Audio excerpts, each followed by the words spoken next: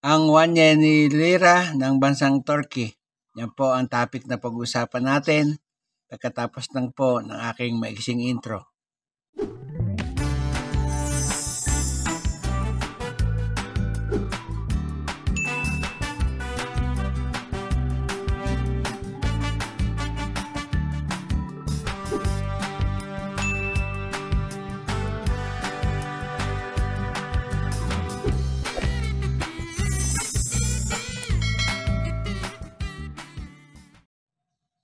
Isang magandang araw po sa inyong lahat, lalo sa aking mga kabarya at kapwa kolektor.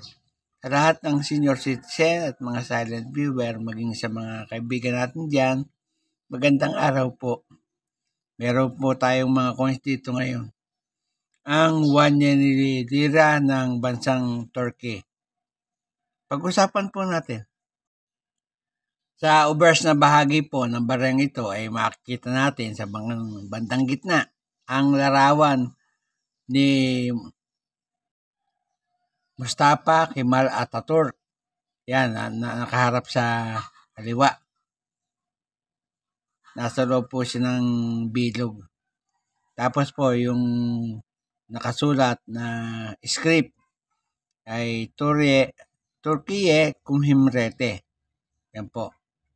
Na ang ibig sabihin ay Republic of Turkey. Sa reverse na bahagi naman ay makakita tayo ng number 1 sa kanyang bandang gitna. Yan po yung kanyang value. At sa taas, makikita ninyo yung coat of arms ng bansang Turkey. Ayan po. Sa ibang bahagi naman ay mababasa natin ang salitang Yeni Turk Lirasi. Ang translation, 1 new Turkish lira. Yan po. 2005. Ang kanyang edge naman, ayan. Alternating smooth and mild segment. Ayan po.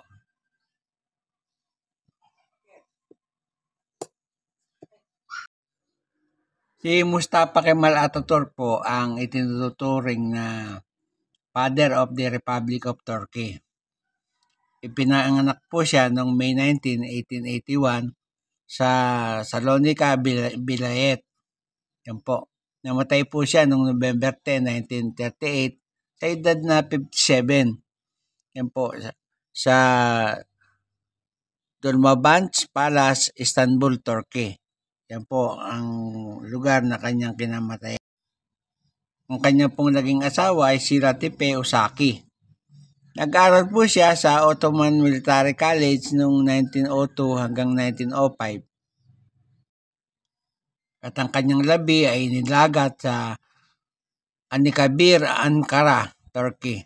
Yan po ang pinaglagakan ng kanyang labi. At si Mustafa Kemal Atatürk nga po ang unang presidente ng bansang Turkey sa kanyang panahon na republic. Kaya po sa kanilang pera ay malimit nating makita ang larawan ni Mustafa Kemal Atatürk. Yan po. Yan nga pong barya na yan ay nanggaling sa bansang Turkey. Ng panahon ay republic. Standard circulation coin po yan. Ang taon 2005 hanggang 2008. Ang value niya 1 lira. Currency lira. Bimetallic po ang komposisyon niyan, nickel brass ang gitna at copper nickel ang gilid, yung pong ring. Tumitimbang po ng 8.5 grams at may diameter na 26.15 mm. Ang kapal po 1.9 mm. Ang hubog bilog, nakikita nyo naman, mild ang technique na ginamit at medal alignment ang orientation. Na-demonetize na po yan noong January 1, 2009. Pero nag-iwan ng number na 3044 at reference number na 1169, school number 739 para sa kanyang pagkakilanlan sa ating paghahanap. Dito po sa numista ay may mga presyo na po.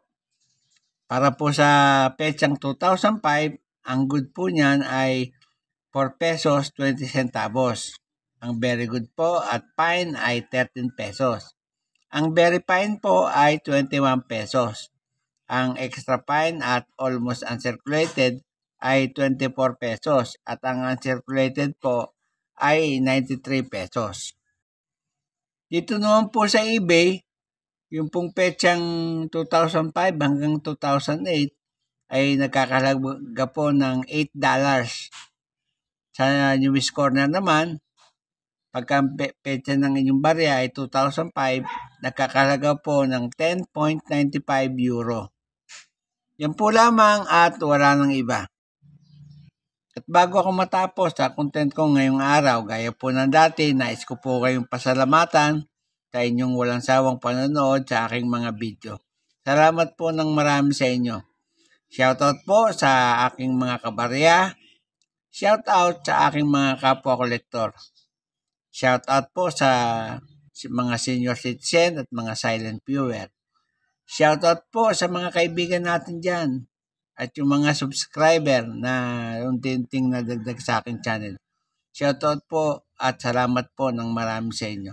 Walang tigil at walang sawa akong nagpapasalamat sa inyo pagkat lagi kayong nandyan at nakasubaybay sa aking channel. At sa huli, ay masabi kong mabuhay tayong lahat.